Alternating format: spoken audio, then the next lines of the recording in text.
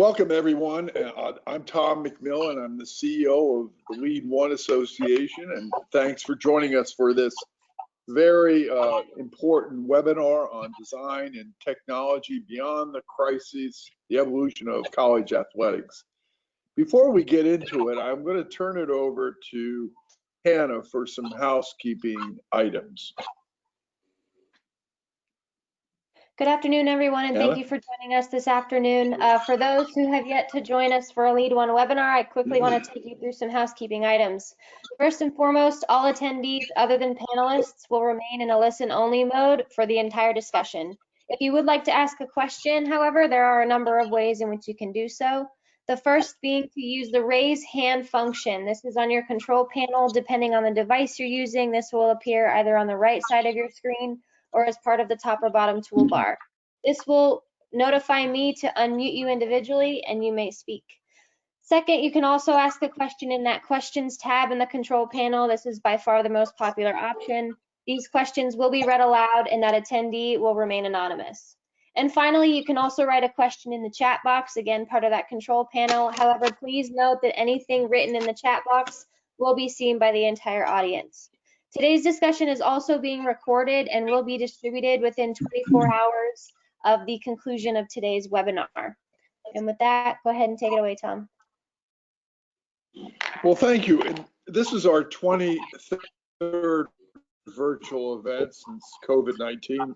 And this one will really be focusing on strategic thinking and revenue generation and technology and all those things that can change your enterprise, affect your enterprise. We're pleased to have this sponsored by HKS, which is one of the top sports and entertainment designers in the world. Their portfolio includes world-class stadiums and arena, including the AT&T Cowboy Stadium, Viking Stadium, and most recently the SoFi Rams Charger Stadium. So we're really, really pleased to have them part of this. And our moderator today is Robin Blakely. Robin is the Director of Strategic Partnerships for HKS. Robin's been in the sports business for 35 years, some representing athletes, but now leading the business strategy and development at HKS Sports and Entertainment Division. So without further ado, Robin, I'll turn it over to you, and so you can introduce your panelists. Thank you. Thank you very much, Tom, and we're just honored. Thank you for hosting us. We have loved working with your team, Hannah, Dewey, and Bart Lambergan. They've been just fantastic. So thank you for having us here. We want to kind of talk about some good news. During the pandemic, we are all focused on how we open up and how many people are getting sick and revenue going down. And so we were wanting to take an approach to say, listen, there's some really good news, not only in the midst of COVID, in the midst of the challenges, but post-COVID. And I was reminded of the wonderful old movie, It's a Wonderful Life, when George Bailey is, everybody's having a run on the bank, and George goes, wait a minute, Potter's not selling, Potter's buying.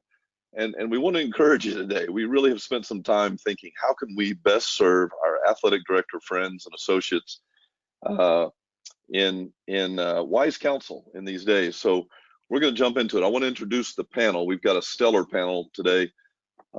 First, let me introduce you to Mark Williams, who's the director of all our venues, which includes our sports entertainment projects. Mark helps HKS sports clients manage and implement the process of bringing all these incredible venues to life, opening with style. And because what excites him the most is helping our clients' vision become reality, Mark focuses on the overall project design and direction.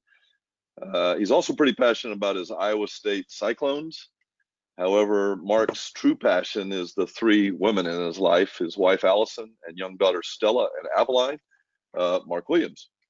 Craig Jansen is the managing director of Idabri, which is another one of our co-sponsors here. He's a world-class expert in design for spaces where thousands of people come together to share like a common experience. He's an international facility strategist He serves architects, college athletic directors, venue owners, and developers, and he leads iDebri's multidisciplinary team of technology designers, acoustic experts, theater and venue planners. And you want to be sure and check out Craig's TED Talk on Will Future Generations Want What We Build? It's fantastic. He's happiest when he's with his family, wife Angie and daughter Brooke, especially if they're together at a Formula One race, I think in that order. Craig Jansen. Fred Ortiz is the director of all our collegiate sports at HKS, and he's a principal.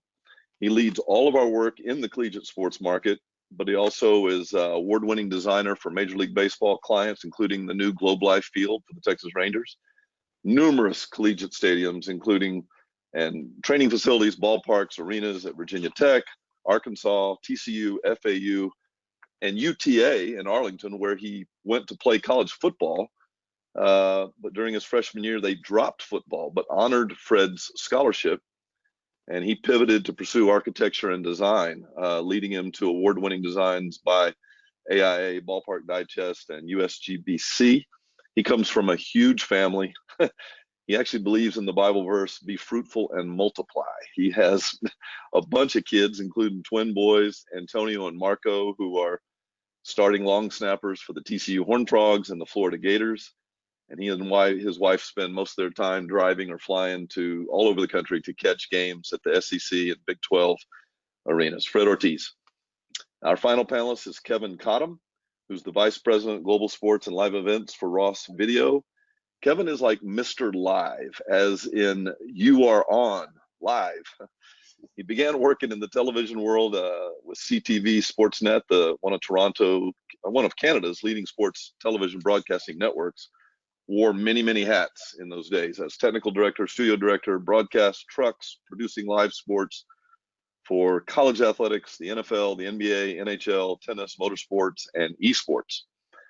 He joined Ross Video, another one of our co-sponsors, full-time in 2011, and has been working extensively with collegiate and professional sports teams for game day productions and high-profile entertainment productions. He brings a wealth of production knowledge and experience to his role, and is looking forward to connecting all of you guys with the cutting-edge technology for collegiate athletics. This is a guy you want on your team. So that's all of our team. Our panel, and we're going to jump right in. And I'd like to start with Mark. And Mark, just could you give us kind of an overview? What do you think is the one thing that this global pandemic has taught us about sports and entertainment? Yeah, thank you, Robin. Well, obviously, very difficult and interesting times on all of us. But I think the one thing that I think about more than anything else is our connection to people and places, and oftentimes through technology. So this Zoom call is a perfect example of a new way of doing things and doing it successfully and having that connection to people. It happens in our offices. HKS, for example, we're still working remotely, but we're working efficiently. So we've all had to learn a lot of things. And that then leads into, flew by that picture of me as a 5-year-old boy, getting ready for my first baseball game, which I remember like it was yesterday. And the power of sports, and I think most of the people on here get it, as much as me and anybody on the panel, is extremely strong. It lives with all of us. It's part of us. We want it more than anything. And there's nothing better than going to a live event. It's just they're memory-making events for all of us in their generation. The thing that HKS interestingly started working on several years ago was how do we expand that audience? How do we expand that opportunity for whether you're in the venue or not in the venue? And if you think about all the campuses that are on this call, 95% plus the people that go and watch whatever sport, whatever football game you have, they're not on the campus. They're not there, live in the venue. That's a lot of people. That's a lot of revenue. That's a lot of people that dearly want to be connected to their university, to their favorite team. And a lot of times they watch it, through broadcast television. So the one thing I think we've learned, Robin, is, there is other ways to be connected to your team, other ways to be connected to the campus. We spent a lot of time working on how to integrate technology and make that connection as strong. And even, like I said, dealing with the people in the venue, there's a layer that you can add there. And I think about that picture because that 5-year-old boy was taught by his dad, you want to sit somewhere behind home plate when you go to this game. And if you're in the lower deck, daddy did good. If you're in the upper deck, that's okay. But there's a lot of people that are 25 years, and south, that their dads maybe don't teach them that, or it's a different kind of mindset. So that connectivity on a whole bunch of other things is through technology. And I think we need to think about that. And we've learned a lot during this pandemic of, yes, we can do this and be successful. So that's probably the big thing that I think of. That's good. Thank you, Mark. Craig, your thoughts and aha moments through this pandemic. Well, I think Mark stole quite a few of them, but let me start with that. I think what's reinforced for me is that we're absolutely wired for community and connection. And this is going to sound sacrilegious, but the sport itself is turning out to not be as important as the community that engages in the sports. And I think that's true for all of us, whether it's your family, whether it's in business, whether it's in entertainment, regardless. If you don't have community, you simply have information. And so, there's a Canadian psychologist, I'll bastardize his quote, and it says that data leads to conclusions while engaged emotion leads to action. And so what we're learning is that if you're highly presentational centric, which you can do, of course, during a COVID time, you're just giving information. But if you can create the communities, you engage the emotion, and that leads to action, which means pragmatically to monetization. So we're learning all kinds of new things during this time. Our history, for much of the work that we do, tends to be presentational. In other words, there's something occurring in some location on a stage, on a field, and it's being projected out broadcast kind of model. And now we're leveraging communities very actively, and the digital world allows that to happen seamlessly. In other words, at the same time that you're gathering the information, observing, watching, you can participate. In person, it's easier, for sure, but we don't have that right now. So we're learning new ways of engaging with each other. And then the third element that's kind of interesting is this idea of influence. And so we're starting to see that come alive. Obviously, in the one extreme would be fantasy football, where there isn't a game, but you're engaged in influencing outcomes. We're seeing this in some of, for example, I'm a racing fanatic, so Formula E, where it got pushed to pass, where someone is the viewers are choosing the outcomes. Those are sacrilegious statements to many traditionalists in sport, but we're seeing this engagement occurring that is more than just sitting back and observing. We're learning all kinds of new muscle memory during this time. That's going to be good for us in the 5 to 10 year view. I love that. Thank you. Fred, you work primarily with collegiate athletics and athletic directors and their teams. So same question, same theme, but really as it relates to the top trends that you see that athletic directors are having to incorporate into facility design in the years ahead as a result of this pandemic, and maybe we haven't looked at that even before. We previously hadn't looked at it. What would you say? Yeah, so Robin, I think that it's a very loaded question, and it kind of causes me to reflect on what we've done to date. And because of so many variables are at play, but we don't have the client reps. Like, what is the one thing that would indicate success on your project? And depending on the role, we tend to hear common things like it's got to be on time, it's on budget, it's got to have a wow factor, it's got to focus on the whole student athlete experience, and it has to fit in the campus context, and it's got to generate revenue. It's got to be low maintenance, functional, and flexible. And what's interesting is that it's ingrained in HKS's DNA to consider all of that and more. And as much as we work to craft an architecture that's custom tailored to each of those clients that embodies all those things, going forward, some of those things have to be looked at with a much tighter lens. And as you saw, I have a big family, 2 kids playing D1 football. And as a father, living vicariously through them, today, I find myself most concerned about their health. Now, my son Marco at Florida tested positive for COVID back in June, and it was an unnerving experience, so to say the least.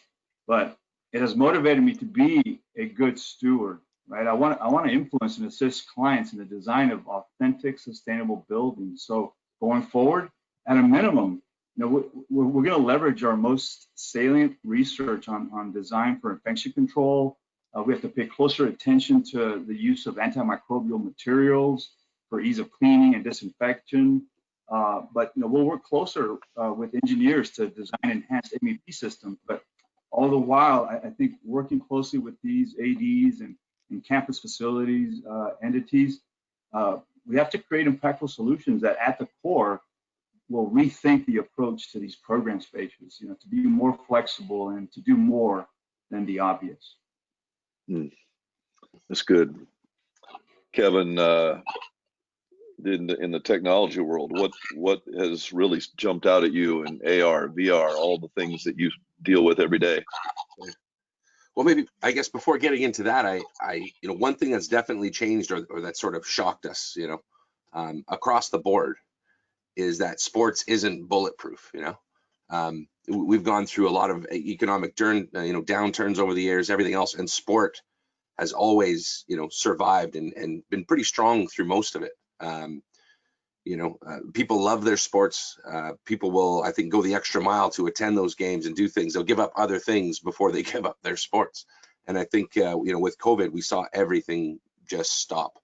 It's really good to see that things are coming back around and events are happening. Even some fans are attending certain events and whatnot. So as long as it stays safe, let's just keep moving that direction. So it's moving in the positive direction.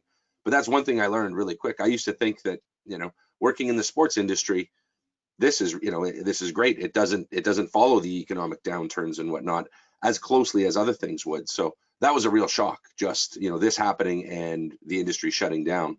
And as most, if anyone knows Ross, they know that we're into, video production and storytelling through that technology. So, but the biggest thing that's changed on our side is really production, right? That's what we're responsible. That's what we work with the teams for, and production. How can you tell that story when fans aren't in the seats, or what technology can you use to increase the storytelling capabilities? So, and one of the biggest things that I've seen move or come into the forefront is remote production or at-home production. So people, there's been mobile production has been part of the past. Everybody knows what that is. There's REMI production, which is sort of an integrated portion of remote and sort of centralized production. But now we have at-home production where people can actually start producing content from their kitchens, and everything's centrally located, or all the equipment via cloud portals and whatnot. So I think that's the biggest change that I've seen, throughout the technology phases. It really just pushed us into being able to produce better content remotely or from home. Good. Well, let's stay on the technology theme here for a minute. Mark, what is the integration of technology of our sports entertainment world at a level that you believe is leading the way in connecting people? What Kevin was talking about, connecting people to their teams and entertainers. Yeah, I think we have a very wide and long runway that lays out in front of us when it comes to connecting people at a deeper level and a broader level through technology. And I always go back to, these are the places that people want to be. They want to get married there. They want to have their birthday party there. And yes, they want to go watch their favorite team or concert or whatever there in buildings like this. It's been this way for a couple thousand years. That's always been consistent. And the reality is the building type and the evolution of the building type has not been at that steep of an incline, through time. And probably the thing that I'm most proud of that HPS does is we've really changed, what these venues can be, what they look like, how they can perform, what you can do in them, and the money that they make. And all those factors are very important. So, I think about the person that's sitting in the seat, and I think about the information that they get at a lot of the other events that they go to, non-sports events in the stadium. So whether it's, ordering food or buying merchandise or finding out how many times the quarterback in the first half through, to the right half of the field. A lot of people today, and again, it's maybe, the generation that's a lot younger than us, but those are the people that are going to be buying seats and attending the universities and buying the, suites and those things in the future. They want that information and that data. And the more that we can give them, the better. So I think of not only, I have a seat, I'm safe, secure, the building's working operationally at a high level. How do we expand that opportunity and that environment for that person? And then I think about that exact same seat that person's in. And I know for every person that has the ability to drive to their campus, drive across town and go watch their favorite team, there's hundreds, maybe thousands that are turning on their television, and I'm talking not only, in the United States, but beyond, globally. And we believe they want to have more than just what you see on the broadcast of the event. And I know that's huge revenue for athletic departments, huge revenue for athletic departments.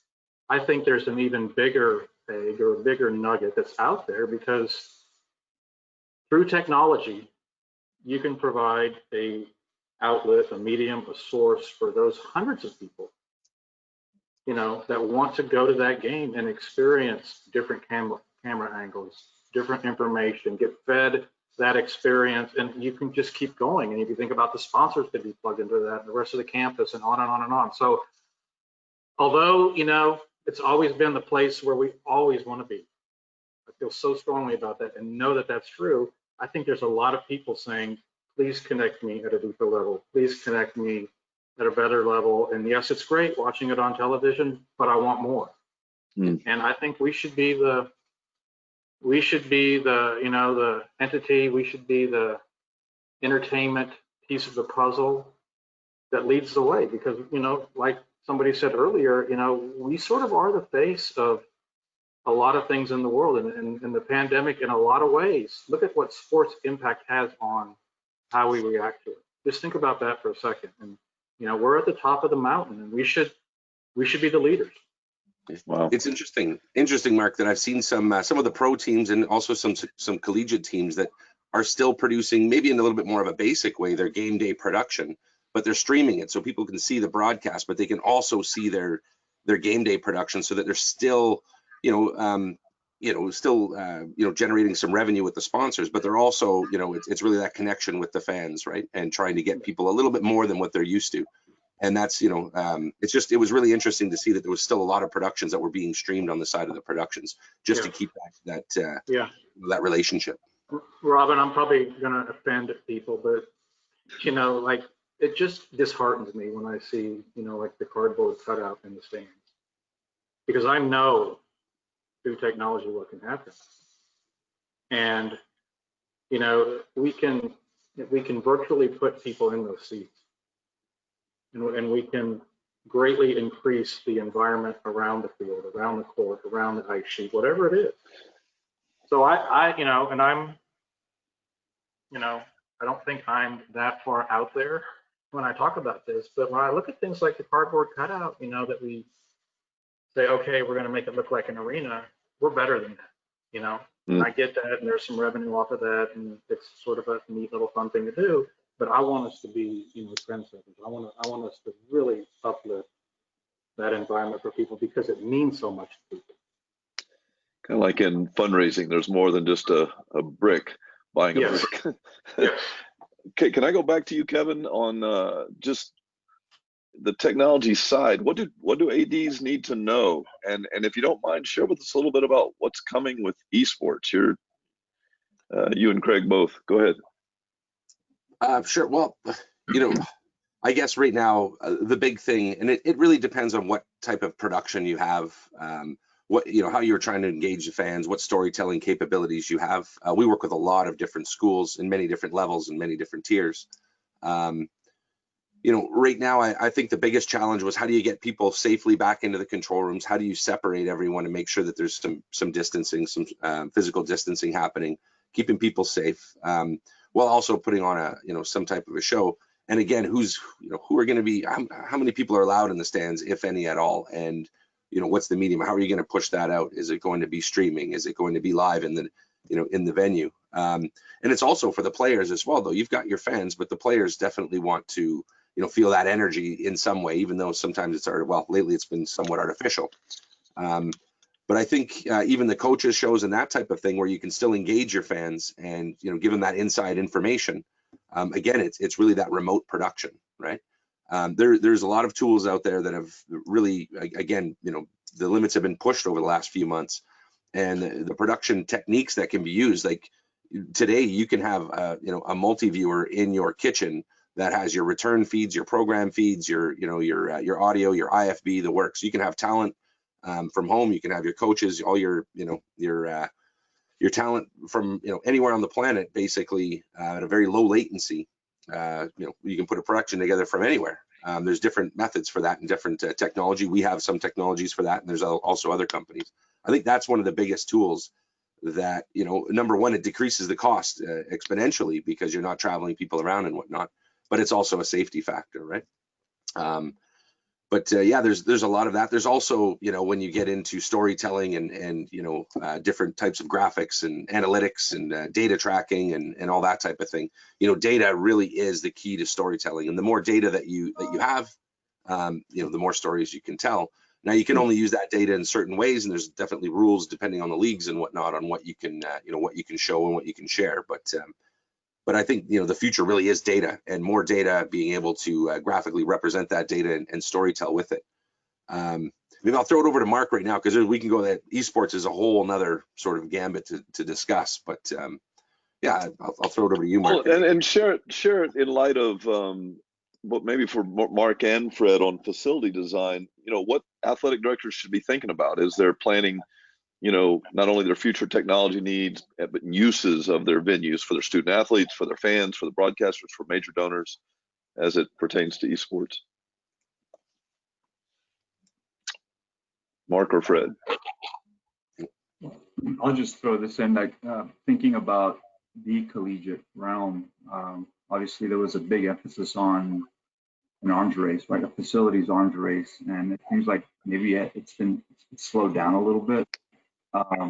But it's interesting because it's like hitting the pause button, and you have universities that maybe have projects that have been funded, some that are maybe on hold, those that were planning on making improvements to enhance their venues or facilities. And so I'm sure that there's a lot of questions behind that now, or maybe there's a new criteria that will be established for student athletes and what's going to attract those student athletes to those schools. Now, from my experience in attending Big 12 and SEC football games, a lot of things are already in effect, right? So there's the electronic ticketing, digital and contactless payments within stadiums. The video board technology is obviously prevalent, right? But it seems to me like we need to leverage the current assets to enhance the fan engagement during these events, because based on what I just experienced at Ole Miss, I mean, it was flat and it wasn't as exciting as it was. But I think, and we can come back to that, but I think operations facilities, for example, we were talking about this the other day, that you may want to introduce different forms of communication for internal and external use, where, like, I think Craig Jensen was bragging about his Zoom meeting station, where it allows them to connect, right? And it may be for coaches to improve their virtual recruiting calls, and maybe just internal communication with staff and players. But I think Craig can share some examples there. Sure. I mean, let me jump. What he's talking about is where I'm sitting, is in an office in our building that we modified. I've got a DLSR camera, and so it grays out the back. And so the point is that we live in a digital world now. We're engaged in communicating in a digital way, and that muscle memory is being built. And what's happening here in 6 months, and certainly in the next 6 months and 12 months, we will have accelerated the entire world's utilization of digital technology by at least 5 years, across all demographics, across all age groups, and across all expectations. So now we expect to connect with people personally, seamlessly, and at will. So we talk about some of the things that are happening with respect to, for example, expectations. We expect all of those things. We expect a personalized experience. We know, for example, that some of the other entertainment markets, by the way, in the Far East are, generally speaking, much more progressive than we are here in the US. So, if you look at K-pop, you can do. I heard this morning a friend of mine who's a producer of concert events. They had 30,000 people sign up at $50 a ticket to watch a digital event, a digital show. No one was there. It was a concert just with the band, and it sold out rapidly. But it isn't your normal digital event. Monster X does this. You can do backstage cameras. You can do unique sideline cameras where the users get to choose it. So when you can personalize and customize your experience the way you want it to be, you're willing to pay for that. And so we're going to have this hierarchy of you get the broadcast feed, or you get a customized feed that you get to define your experience and your engagement, and you're doing that at the same time while you're engaging with other people around the world in the communities. These are now seamless, whereas historically they've been separated. And because we can't do it in person, we're forced to do it digitally. All of that means 6 months from now, we have different muscles of how we engage, participate, consume, and produce sports and entertainment. We cannot go back to 1990. We've got to look to see what 2022 looks like. And I'll pause with that. That's good. Okay, so let's if we could, let's shift over to the new revenue discussion. I mean, the whole collegiate world has everyone on this call, every athletic director, every development actor, associate athletic director in charge of development facilities are wrestling with revenue loss from ticket sales, from donors,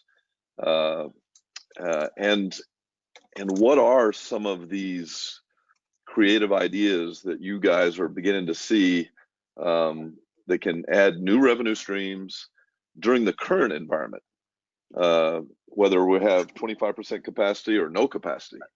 Fred, I'll start with you.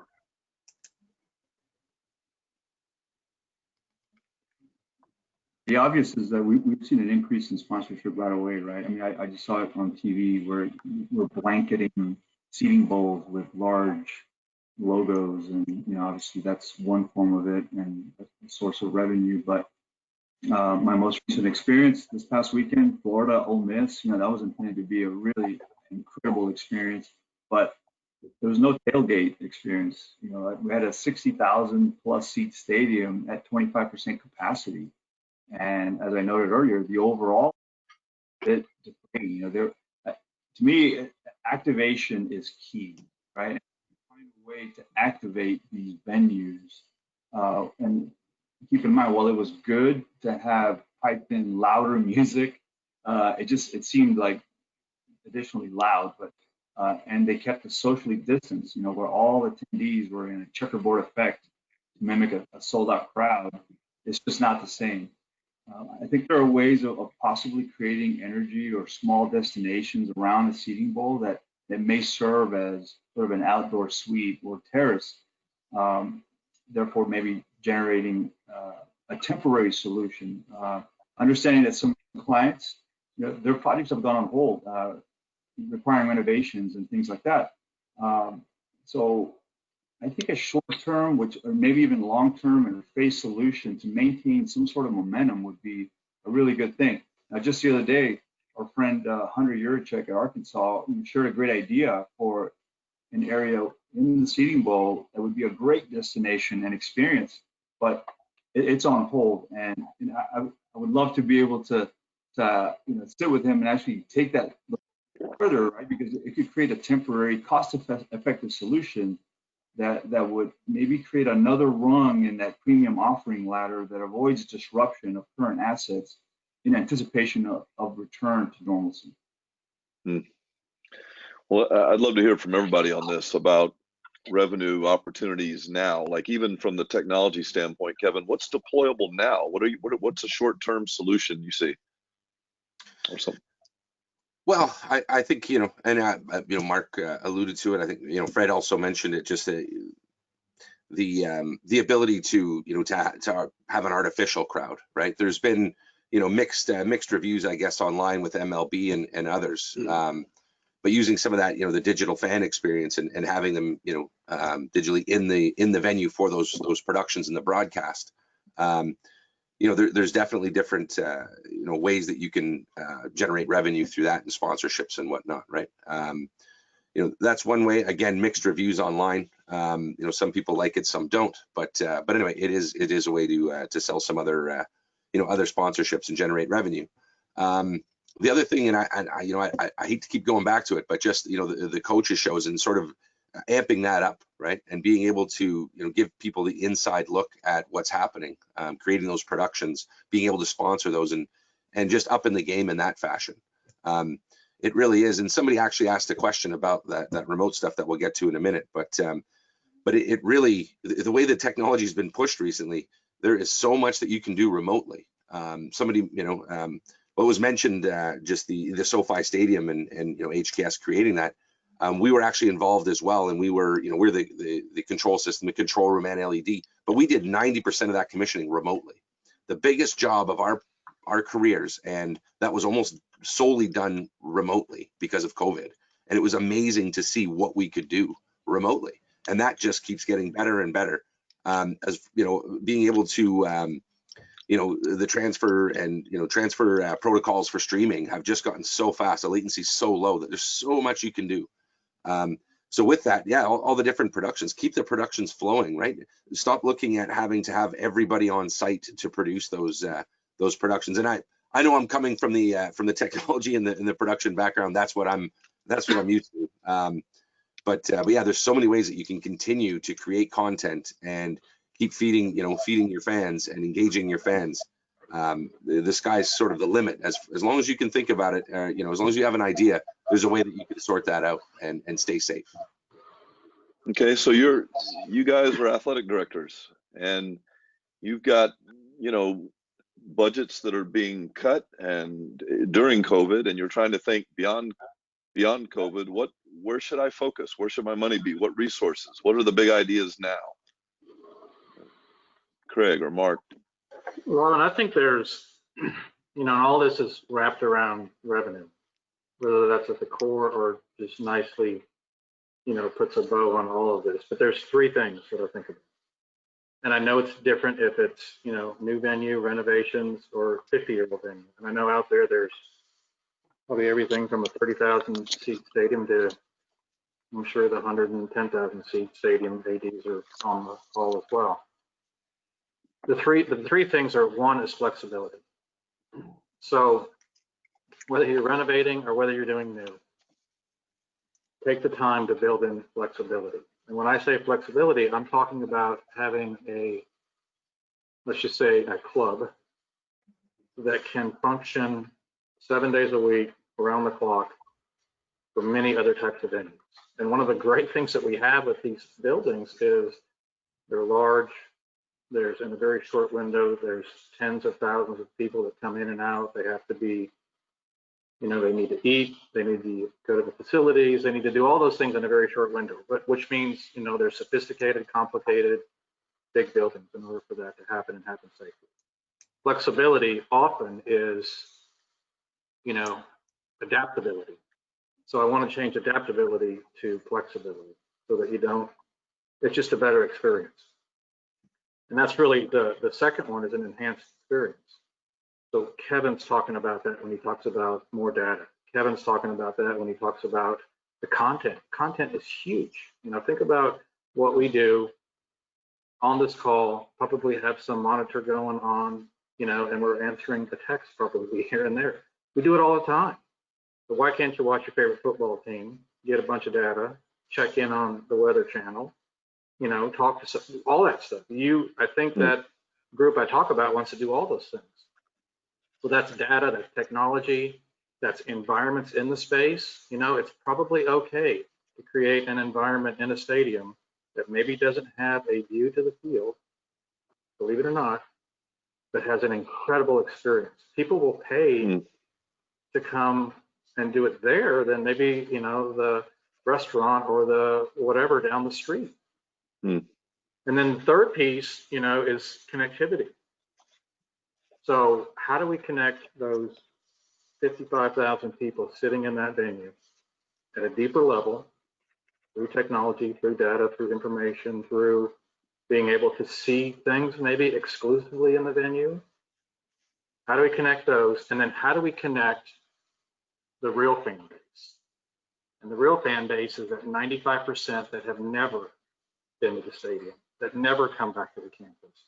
They just don't have, either the time, or maybe it's even a money thing. I don't know. Maybe they just can't get back there. But they may sit at home and spend for an add-on to have that experience, to have that connectivity. So I think flexibility, enhanced experience, and connectivity. And it can be done on a renovation, it can be done on a new build, it can be done at a very small scale. All of those are scalable. Another big point. You can't just say, hey, they did SoFi, we're not SoFi. Things that we'd incorporated at SoFi, the things that we incorporated at Virginia Tech and TCU and LSU are scalable. They're scalable to whole stadiums, they're scalable to a space. Yeah, you're making me think of, I was just thinking of TCU's club, which is active year round for weddings and graduations and parties and special events when there's no game going on. I tell people, you line up 100 people and you say, where do you want to have your office party at? And 99 will say the stadium that's across, down the street or across. And a lot of those people, they don't know what third and long means, but they want to be in that venue. It's always been that way. It's fascinating to me. And so let's make sure that they can have that in there, because what does that do? That connects them, and it's revenue. It's fantastic. And I think, those 99 people want to be there. That's great. Craig, same thing. Where should our resources be focused? It's a great question, and the problem with resources right now is they're limited. I don't think, with rare exception, isn't an organization hasn't trimmed back. And so I think the organizations we're working with that are probably handling this best have a clear strategic plan. And the framework that I seem to see coming up and up over and over again is kind of 4-bucket strategy. And bucket one is what's deal with your existing fan base. Who are they? How are you connecting to them? What are you selling? And then get into your program and aggressively cut. We're not going back to 2019. We're going to go to 2022 with an unknown future in terms of whether we're going to have 100% capacity, whether that's physical, legal reasons, or whether it's just comfort reasons and safety.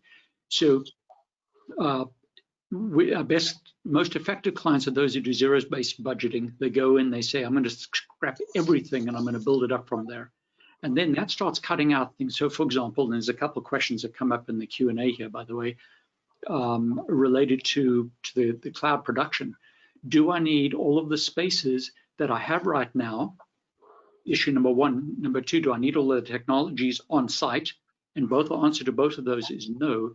And question three, it relates to that, is at the end of this, another 6 months now, we're going to see whole companies evolving. They're going to handle production, handle it off-site, cheaper, faster, and with higher skill, because they don't have to travel. They can centralize control. We're going to have a quality. And so rethink entirely the way you handle production. And there's going to be some momentum resistance to that. The next thing I would say is kind of bucket two, is expand the offerings to existing client base. So you've got fans, you don't have to earn them, they're already there. What can you sell them? That's going to be data, which Kevin's alluded to a couple of times. It's going to be camera angles. We can get cameras into locations relatively inexpensively now compared to the way we could before. And you can select those cameras and you can upcharge for that information. In time, that's going to be ubiquitous. 5 years from now, cameras will be available for free. But right now, you can charge for them. You can charge for the location. You can charge for special experiences. And you can create a sense of community and a connection that you wouldn't watch or you wouldn't have just watching on broadcast. So bucket number three is reach beyond your fans and expand your reach. And Mark kind of alluded to some of that. Is I like going to a football match. I grew up in Zambia. I played rugby. Football's still this mystery to me. But the reason I like going is because of the experience that it creates there. Reach out to more like me, reach out to spouses, reach out to people. And so you'll see, for example, Formula One in Austin. Sorry, I'm doing a monologue here. Formula One in Austin, every year, they have concerts. The concerts have got nothing to do with racing, but they are drawing 80,000 people to the concerts. In time, that's going to come alive. So we're going to see the merger of entertainment venue types coming together. Collegiate sports, we've typically not seen that. So explore that. And then finally, esports is part of it. By the way, esports can be housed in existing facilities using existing technology with respect to, at least you've got power, you've got data, you've got the space. Modest modifications make them a great esport facility. Bucket number 4 is go entirely digital and go, what if I had no physical facility other than a place for a team to play? How would I generate revenue streams? That's the most innovative, exploratory nature of what it is. And I won't spend time on that one because it's a deep hole. Oh, wow, that's really good stuff. I took notes myself, Craig. Thank you. I want to, in our last 15 minutes, I want to give each one of y'all an opportunity to kind of share some final thoughts, but we've had a whole bunch of questions come in from our AD friends and associates. So let me touch on those a little bit. One of them was just coming off what you just said, Craig. Do you think an expanded digital experience is going to in any way contribute to kind of a trend of capacity reduction in stadiums? And I guess once this pandemic is over, are people running back into the facilities?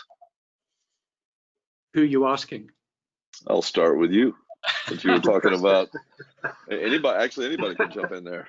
My answer is a mixed bag. I think that the broad picture, which Mark has alluded to multiple times now, is that 95%, in fact, probably realistically 99% of your prospective participants, observers, fans are not ever going to be there physically. So they're two separate issues. To the extent that we create a parallel path that when we come back, and we are able to come back, that we create a fantastic experience at the stadium, I think you fill it out. If you're not good at that, you won't. And yes, it will decline, it will continue to decline.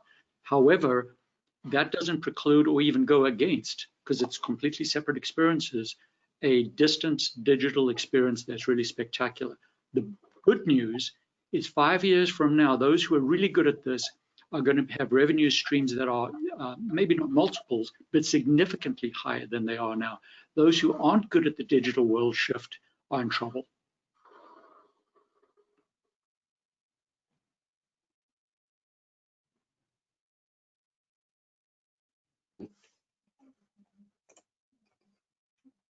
From our audience here is, how can schools maximize revenue in a potential college basketball bubble environment? And I don't know, maybe we're talking about the Final Four. And Mark, I know you do a lot of consulting with the NCAA on the Final Four. I was blown away by an inside friend at the NBA that told me at one point the NBA had 10 people willing to give $20 million to be in the bubble in Florida, which is a Disney facility that HKS designed, just to be part of that experience. They decided that wasn't real good from a public view and passed on it. But Mark, you want to talk about basketball venues and Final Four? Well, I think, if the question is they're in a bubble and there's no fans, then I think a lot of the stuff that we've been talking about is how do we connect, the outside world to that bubble. Mm-hmm. And, it's through what they see and technology, making that whole connection. And I think that's more than, 7 cameras and 3 trucks sitting outside of the building feeding the shot to people. I think the fact that, those that are used to being there and knowing the difference between being there live, and watching it is a pretty big difference. I think extending that environment, extending that experience is really what we're talking about. So I think that just is, classic case of how important this is. And we shouldn't just stop at, the bubble world.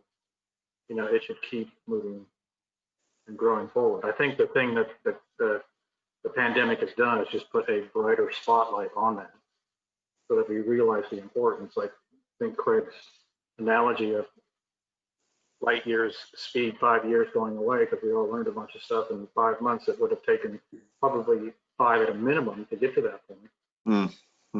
That's really what we're talking about. Well, Fred, you may spend more time on a day-to-day basis with athletic directors across the country and their team. And I know a lot of these guys are bouncing ideas off of you all the time about cutting edge revenue opportunities for donors, or new facilities that could be cash cows from day one, or providing this experience on the campus. Any thoughts in general about the best way to kind of identify what those revenue sources are going forward?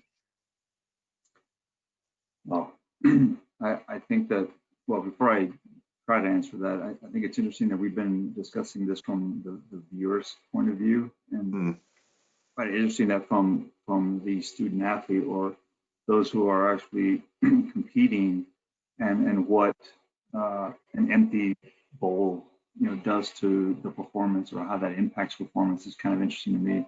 I always picture that last second shot that Michael Jordan hits, and he jumps on the scorer's table, and it's like, what if there were no fans there? Would he have done the same thing? Anyways, I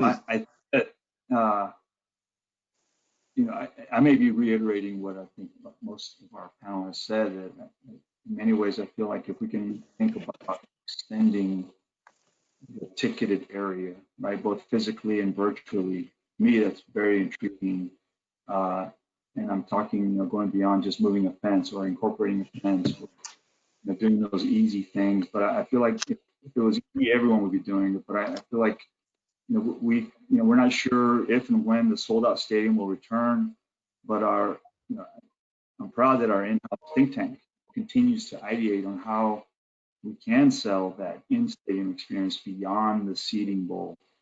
As Mark mentioned earlier, like that alumni base, the fan base around the world is so eager and is seeking ways to remain connected, that I feel like we need to find a way to offer those patrons a tailored premium experience from their own living room, advertising that, via broadcast, to create the community that Craig speaks of. I feel like term scalability has been used as well. So I feel like, how is it that we can look at the collegiate realm, Division 1, 2, and maybe even 3, and how we can work closely with those leaders of the institutions to actually take hold of their, assess what they do have, and how we might be able to make things better for them now.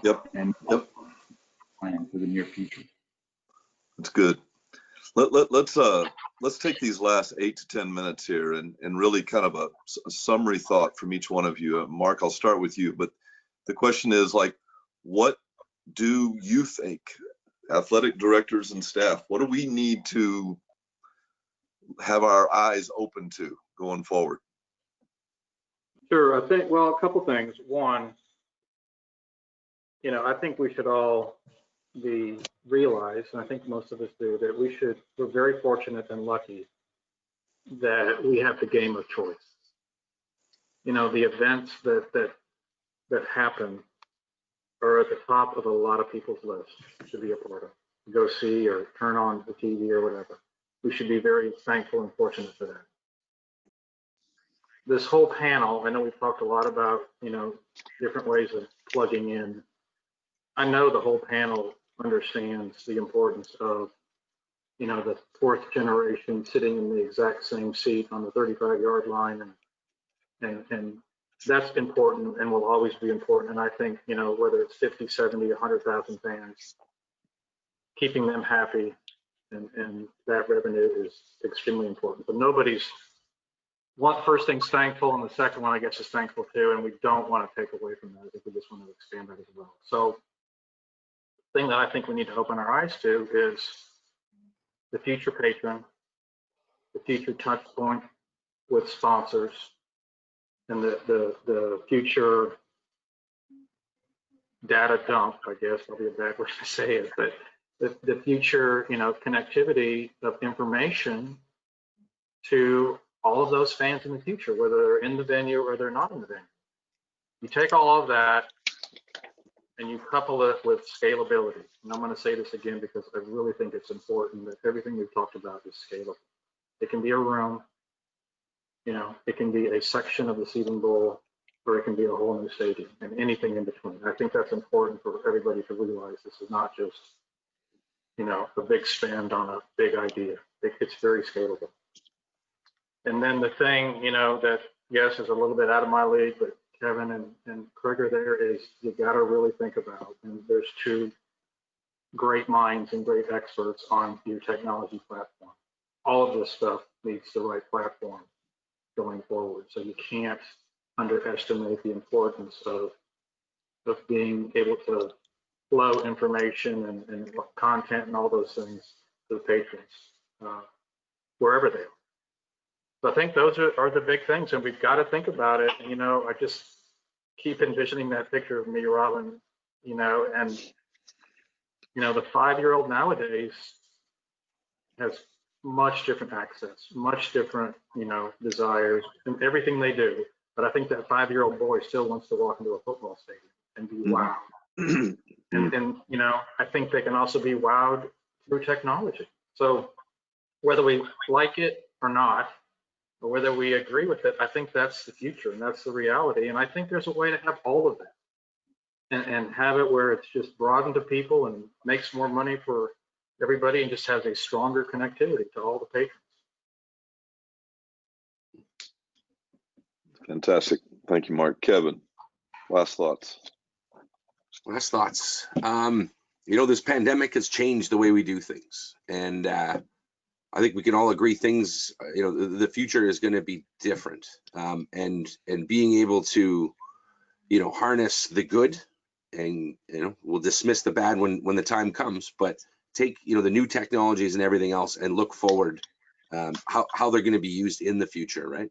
And again, I'm referring to production. That's what we do. That's, storytelling, that type of thing. There's lots of new tools that have come around in the last several months, that allows you to still tell those stories and reach out to your fan base, engage your fans.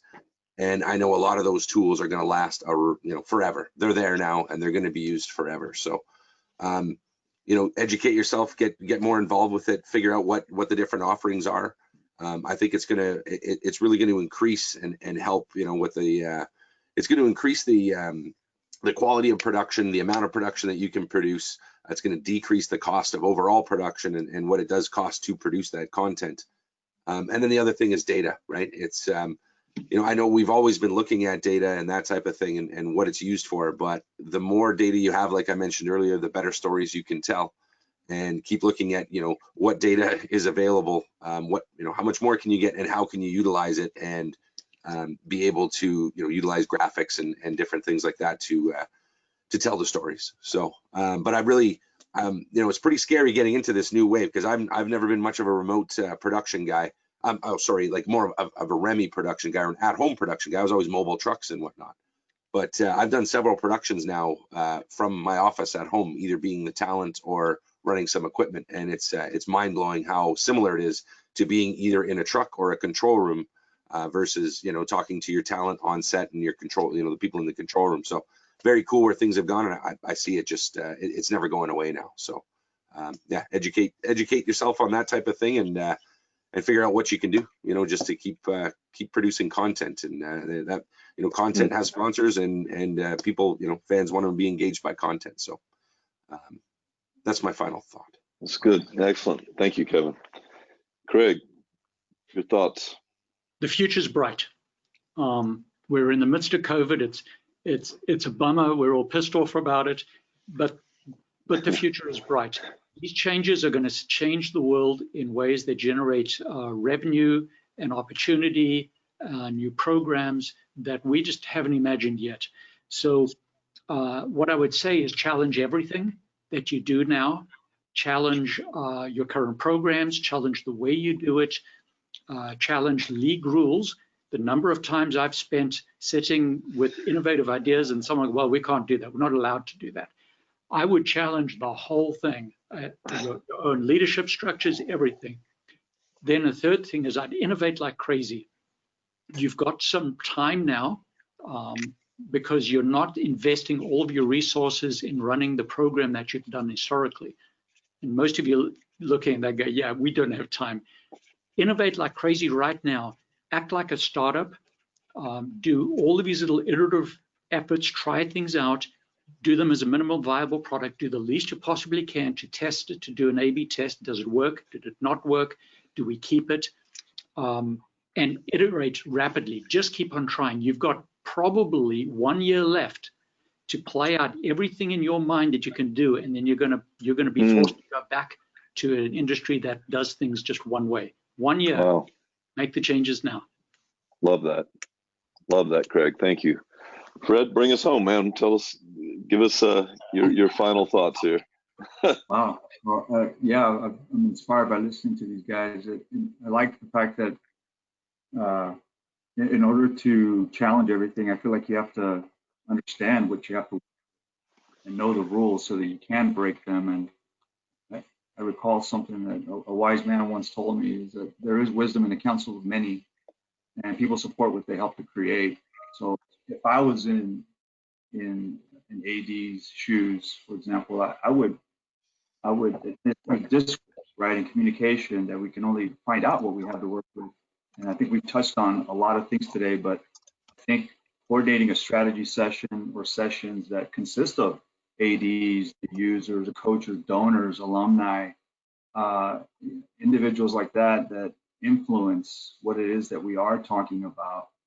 Those young people that Mark is referring to, I mean, it's like tapping into those individuals and having these charrettes that ultimately will yield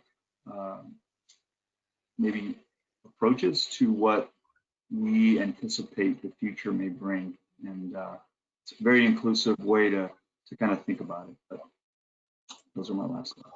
Well, you guys were up. Robin, I think Fred's idea, I didn't think about this till he said it, a one-day investment.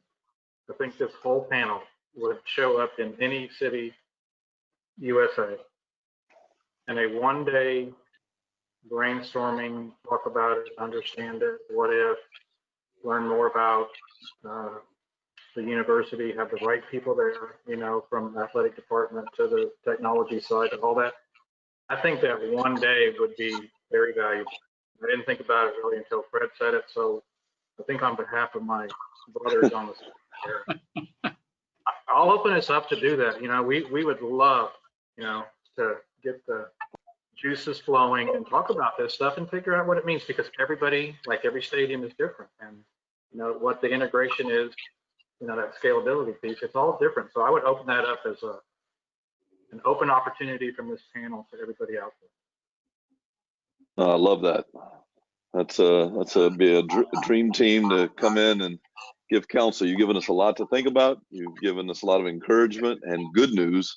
I just appreciate all of y'all very much. Thank y'all so much for just stepping in and participating. We wish all our athletic directors and associates and friends well, particularly in the weekends, football weekends ahead, and the college season, and just grateful. Thank you, LEAD1, for hosting us, and hope to see you soon.